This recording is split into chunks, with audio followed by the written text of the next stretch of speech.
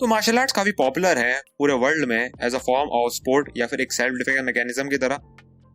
सो martial arts जैसे jujitsu, karate, kung fu, taekwondo को जो खासकर यंगर जनरेशन है या फिर जो टीनेजर्स हैं वो एज अ स्पोर्ट या फिर एक सेल्फ डिफेंस की तरह सीखते हैं। लेकिन अभी रिसेंट टाइम्स में कई सारे मार्शल आर्ट्स को एज इनफेक्टिव या फिर डाउनराइट फेक प्रूफ किया जा चुका है। तो आज की वीडियो में हम डिस्कस करने वाले हैं कि जो भी मार्शल आर्ट्स आजकल के जमाने में सिखाए जाते हैं क्या वो सही में इफेक्टिव हैं, और हम कुछ फेक मार्शल आर्ट्स के बारे में बात करेंगे। तो अब बात करते हैं कि मार्शल आर्ट्स मॉडर्न समय में कैसे पॉपुलर हुआ। तो बेसिकली मार्शल आर्ट्स पॉपुलर हुए वर्ल्ड वॉर 2 के बाद में, जब जो वेस्टर्न कंट्रीज के सोल्जर्स थे वो एशियन बैटलफील्ड से रिटर्न कर रहे थे, तो वो अपने साथ जो मार्शल आर्ट से जुड़े एक्सपीरियंसेस थे वो भी साथ में लेकर आए। तो जो भी वेरियस वेस्टर्न कंट्रीज है, स्पेशली यूनाइटेड स्टेट्स, वहाँ पे कई सारे मार्शल आर्ट्स के डोजोस खुले, टाइक्वांडो, कराटे। सो वेस्टर्न कंट्रीज से ये जो कल्चर था ये और भी जगह फैला। तो फिर उसके बाद एरा आया हांगकांग मूवी इंडस्ट्री का, जिन्होंने जो मार्शल आर्ट्स मूवी थी, बेसिकली जो कुंफू मूवीज थी, उनको काफी पॉपुलराइज किया। और ये मूवीज काफी एंटरटेनिंग भी थी, और इन मूवीज ने ब्रूस ली और जैकी चैन जैसे मार्शल आर्टिस्ट को काफी एक ग्लोबल स्टार बना दिया। और एंटर द ड्रैगन और ड्रंकन मास्टर जैसी मूवीज काफी फैन फेवरेट बन गई। तो ये कुंफू मूवीज एक एंटरटेनमेंट मीडियम होने के साथ साथ एक पॉलिटिकल मीडियम भी था, क्योंकि चाइना इसके थ्रू एक पॉलिटिकल मैसेजिंग कर रहा था दूसरी कंट्रीज की ओर। तो चाइना कई बार कॉलोनाइज हुआ वेस्टर्न कंट्रीज के द्वारा या फिर जापान के द्वारा। सो इन मूवीज के थ्रू चाइना ये दिखाना चाह रहा था कि वो अब वीक नहीं है और बाकी कंट्रीज से भी लड़ सकते हैं। तो इस तरह की पॉलिटिकल मैसेजिंग ने और जो इन मूवीज का स्टाइल था, इसने जो मार्शल आर्ट्स है उनको काफी ट्रिविलाइज कर दिया, और ऐसे दिखाया जाने लगा कि अगर आप मार्शल आर्ट सीख लो तो आप किसी से भी लड़ सकते हो, आप बहुत पावरफुल हो जाओगे। तो मार्शल आर्ट्स के इतना पॉपुलर होने के बाद कई सारे फेक मार्शल आर्ट्स हीरोज भी सामने आए, जैसे कि फ्रैंक ड्यूक्स, जिसने इतनी सारी फेक मिलिट्री और मार्शल आर्ट स्टोरीज को फैब्रिकेट किया और इसको इस तरीके से पॉपुलराइज किया कि जो पूरा मीडिया था, पब्लिक था, वो मानने लगा कि ये एक असली मार्शल आर्ट्स हीरो है। और ये इतना ज्यादा पॉपुलर हुआ कि इसके ऊपर एक मूवी भी बन गई जिसका नाम है ब्लड स्पोर्ट। लेकिन फिर बाद में इस पे कई सारी रिपोर्ट्स आई और फ्रैंक ड्यूक की जो मिलिट्री स्टोरीज है या फिर जो उसकी मार्शल आर्ट अकॉम्प्लिशमेंट्स है उनको फेक साबित किया गया। तो इस तरह की जो स्टोरीज है वो मार्शल आर्ट्स के इफेक्टिवनेस पर सवाल खड़ा करती है कि क्या जो ये मार्शल आर्ट्स है वो हमें सही में प्रोटेक्ट कर सकती है या फिर बस ये एक पैसा कमाने का तरीका है। सो 20th सेंचुरी में कुछ खास कोशिश नहीं की जाती थी मार्शल आर्ट्स की इफेक्टिवनेस को टेस्ट करने के लिए, लेकिन अभी पिछले कुछ दशकों में जो मिक्स मार्शल आर्ट्स हैं वो काफी ज्यादा पॉपुलराइज हो गए हैं और उन्होंने फेक मार्शल आर्ट्स को एक्सपोज करने में काफी ज्यादा हेल्प की है। तो पहले बात करते हैं डिफरेंसेस के बारे में ट्रेडिशनल मार्शल आर्ट्स और मिक्स मार्शल आर्ट्स के बीच। तो जो ट्रेडिशनल मार्शल आर्ट्स है उसमें एक फिक्स सिस्टम और स्टाइल होता है, और जो फाइटर है वो सेम स्टाइल और डिसिप्लिन के मार्शल आर्टिस्ट से ही फाइट करता है। जैसे कराटे प्रैक्टिस करने वाला फाइटर कराटे प्रैक्टिस करने वाले ओपोनेंट से ही फाइट करेगा। सो मिक्स मार्शल आर्ट्स में कई सारे जो मार्शल आर्ट्स की डिसिप्लिन है उनको मिक्स किया जाता है, जैसे रेसलिंग, जुजित्सु। सो ये काफी एक अच्छा तरीका बन जाता है मार्शल आर्ट के इफेक्टिवनेस को टेस्ट करने का, क्योंकि जो फाइटर और अपोनेंट होते हैं उनके स्टाइल एक हो ये जरूरी नहीं है। एक मेजरली रेसलिंग प्रैक्टिस करने वाला फाइटर किसी जुजित्सु प्रैक्टिस करने वाले फाइटर से भी लड़ सकता है। So boxing, kick boxing, judo, Brazilian jujitsu या फिर रेसलिंग ये एक काफी इफेक्टिव फॉर्म और मार्शल आर्ट्स की कैटेगरी में आते हैं। लेकिन ये जो मार्शल आर्ट्स हैं वो हर तरह के अपोनेंट्स के साथ यूज नहीं किए जा सकते हैं, क्योंकि जैसे बॉक्सर है वो हैंड टू हैंड कॉम्बैट में काफी अच्छा होगा, लेकिन मान लीजिए एक रेसलर है वो काफी इजीली एक बॉक्सर को टैकल कर सकता है। बॉक्सर कैसे फाइट करेगा जब वो मोबिलिटी ही चली जाएगी टैकल होने के कारण। तो इसके थ्रू बेसिकली मैं ये कहना चाहता हूँ कि जो एक एमएमए फाइटर है वो बेसिकली किसी एक टेक्निक पे नहीं टिकता है, वो कोई भी मार्शल आर्ट्स को उसकी यूजफुलनेस और सिचुएशन के हिसाब से यूज करेगा। अगर उस सिचुएशन के लिए उसको बॉक्सिंग ठीक लगता है तो वो बॉक्सिंग यूज करेगा, अगर रेसलिंग ठीक लगता है तो रेसलिंग यूज करेगा, किसी एक टेक्निक पे वो नहीं टिकने वाला है। तो उसी तरह एक रियल वर्ल्ड फाइट में भी हमें काफी वर्सेटैलिटी की भी जरूरत होती है, जो कि ट्रेडिशनल मार्शल आर्ट्स जैसे कराटे या फिर कुंफू में नहीं होती, क्योंकि इन मार्शल आर्ट्स में काफी लो लेवल ऑफ एवोल्यूशन है, क्योंकि ये केवल अपना जो ट्रेडिशनल सिस्टम है उसी पे टिके रहते हैं और उसमें कुछ खास चेंजेस नहीं लाते हैं, और जो इनके जो अपोनेंट्स होते हैं वो भी सेम डिसिप्लिन के होते हैं। तो अब चर्चा करते हैं कि एक मार्शल आर्ट्स को क्या चीज इफेक्टिव बनाती है। सो एक इफेक्टिव मार्शल आर्ट को हम किसी भी स्टाइल के अपोनेंट के साथ प्रैक्टिस कर सकते हैं, और वो अपोनेंट अनकोऑपरेटिव और रेजिस्टिव होना चाहिए। कि दूसरा पॉइंट जो एक मार्शल आर्ट को इफेक्टिव बना सकता है वो ये है कि वो अगर कुछ टेक्निक्स पे फोकस करे या फिर कुछ चीजों पे फोकस करे तो वो मार्शल आर्ट और बेहतर हो सकता है। जैसे कि हम एग्जांपल लेते हैं बॉक्सिंग का।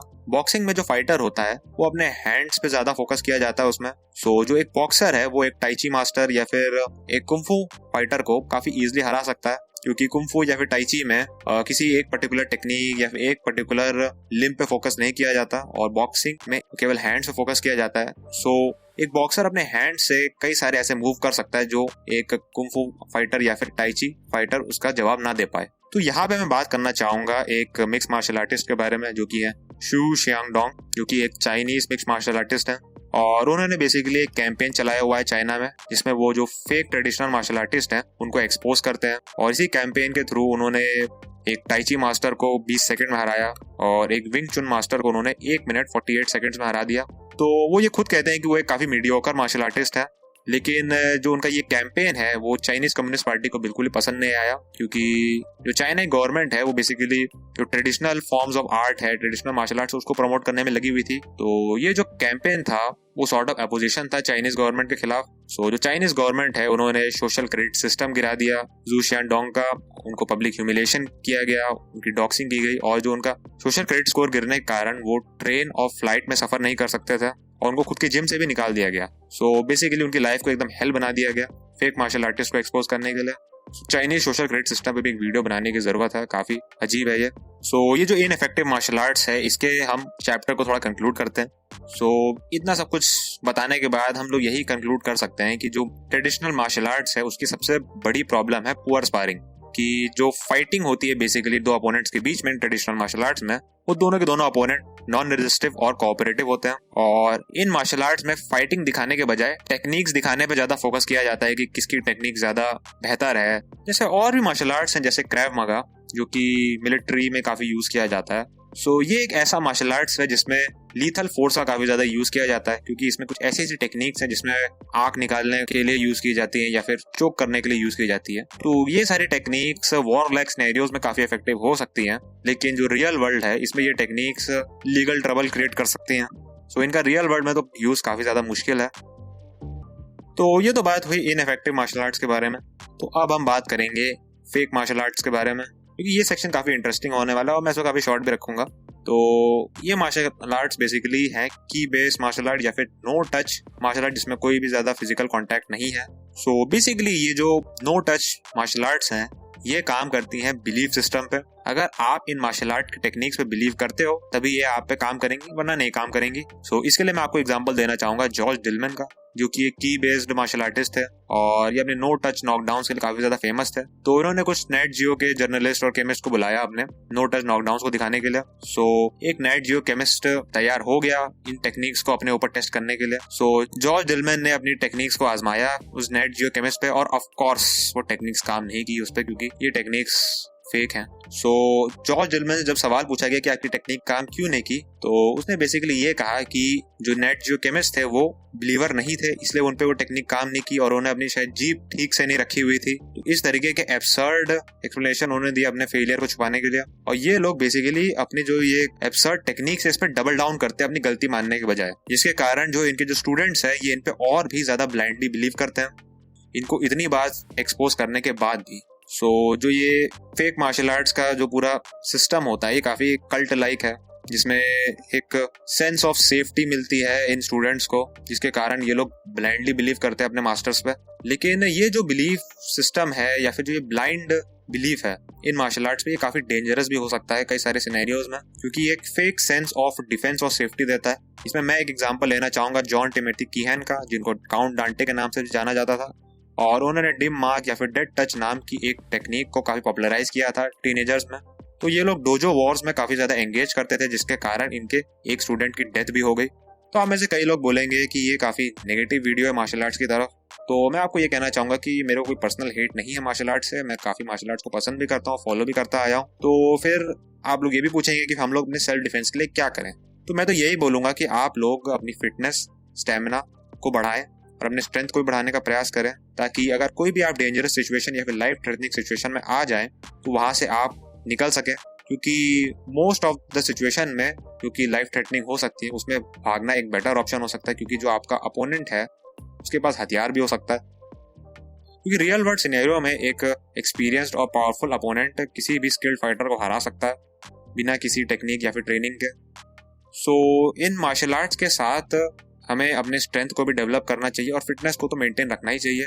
और जो मार्शल आर्ट्स हैं वो काफ़ी अच्छा तरीका हो सकता है एक डिसिप्लिन मेंटेन करने का, कैरेक्टर डेवलप करने का। तो अंत में मैं यही कहना चाहूँगा कि मार्शल आर्ट्स सीखने में कोई बुराई नहीं है, लेकिन मार्शल आर्ट्स की मार्केटिंग ठीक से होनी चाहिए। और ये मार्केट तो बिल्कुल नहीं करना चाहिए कि केवल आप मार्शल आर्ट सीखने से ही काफ़ी पावरफुल हो जाओगे, किसी भी फाइट में आप जीत जाओगे। ये सब तो बिल्कुल मार्केट नहीं करना चाहिए, क्योंकि ये एक फॉल्स सेंस ऑफ सिक्योरिटी देता है जो किसी की जान को भी खतरे में डाल सकता है। सो किसी पे भी आप लोग ब्लाइंडली भरोसा ना करें। अपने स्केप्टिसिज्म है, अपने क्वेश्चंस को हमेशा दिमाग में रखें और एक इन्फॉर्म डिसीजन लें। सो कमेंट सेक्शन में मार्शल आर्ट से रिलेटेड अपने एक्सपीरियंसेस या फिर ओपिनियंस जरूर शेयर करें। मैं मिलता हूँ आपसे अगले वीडियो में। So thanks for watching.